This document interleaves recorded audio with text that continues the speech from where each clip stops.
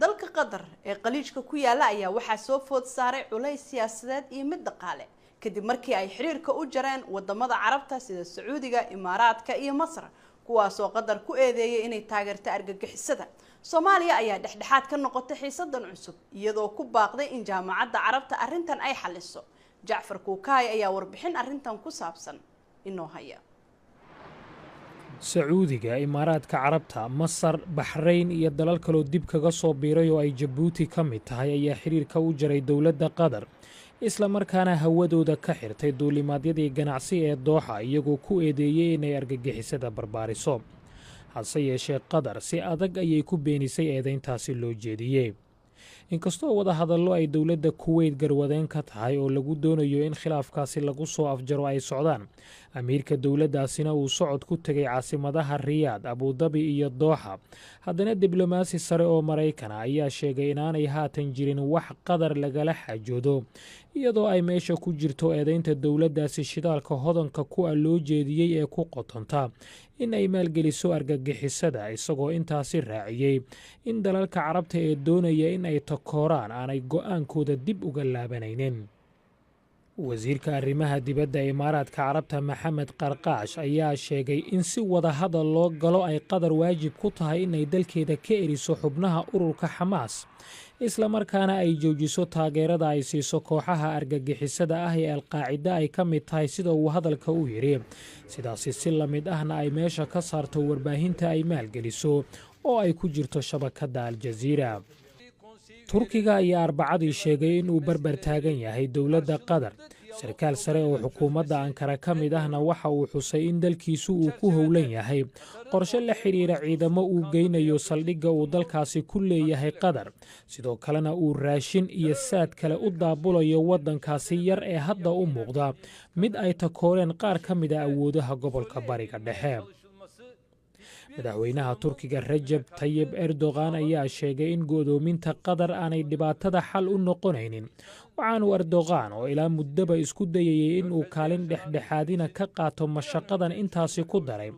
in dalkiisu uu dhabarka isaga jebinayo sidii uu gacan uga geysan lahaa soo afjarista qalalaasaha gobolka ka jira. dowladda Imaaraadka Carabta oo iyadu la rumaysan yahay inay sal u ahayd khilaafkan ayaa cadaadis weyn saaraysa muwaadiniinteeda, waxaanay ku goodisay in qof walba oo laga dareemo inuu ka xanuunsanayo xayiraadda Dooxa xabsiga la dhigi doono muddo 15 sano, waxaanay soo saartay go'aan ay muwaadiniinta Qatar kaga mamnuucayso in ay dalkeeda soo galaan. madaxweynaha Maraykanka Donald Trump ayaa talaadadii soo saaray war uu ku garab istaagayo Sacuudiga iyo xulafadiisa isagoo ammaanay go'aanka ay Qatar ka qaateen. hase yeeshee Donald Trump oo u muuqday inuu ka laabtay hadalkii uu garab istaaga ugu muujiyey Sacuudiga ayaa khadka telefoonka kula xiriiray amiirka dowladda Qatar Xamed bin Khalifa Al Thani, wuxuuna u sheegay inuu jecel yahay in qalalaasahan diblomaasiyadeed lagu xalliyo wada hadal, isagoo soo bandhigay hindise ah inuu gogasha wada hadalkaasi fidinayo aqalka cad ee Maraykanka looga arrimiyo. wasiirka gaashaandhigga Maraykanka James Mattis oo isaguna la hadlay dhiggiisa dalka Qatar waxa uu sheegay in Maraykanku ay ka go'an tahay dhowrista ammaanka gobolka. Qatar waxaa ku sugan ilaa 8,000 oo askari oo Ameerikaana, waxaana ku yaala saldhigga ugu weyni ay ciidamada cirka Maraykanku ku leeyihiin Bariga Dhexe, kaasoo ay ka ambaqaadaan diyaaradaha duqeeya fariisimaha ISIS. inta badan marinada bariga, badda iyo cirka ee Qatar ayaa la xiray iyadoo ay tallaabadaasi daba socoto qalalaasaha diblomaasiyadeed ee gobolka ka oogmay, waxaana sidoo kale hoos u dhacay sarrifka lacagta iyo saamiga suuqa Qatar, waxaanay dowladdaasi dhabaheeda dhinaca cirka ah u weecisay dalal ay Iiraan iyo Soomaaliya ku jiraan kadib markii Imaaraadka, Sacuudiga iyo Bahrayn ay hawadooda ka xirteen.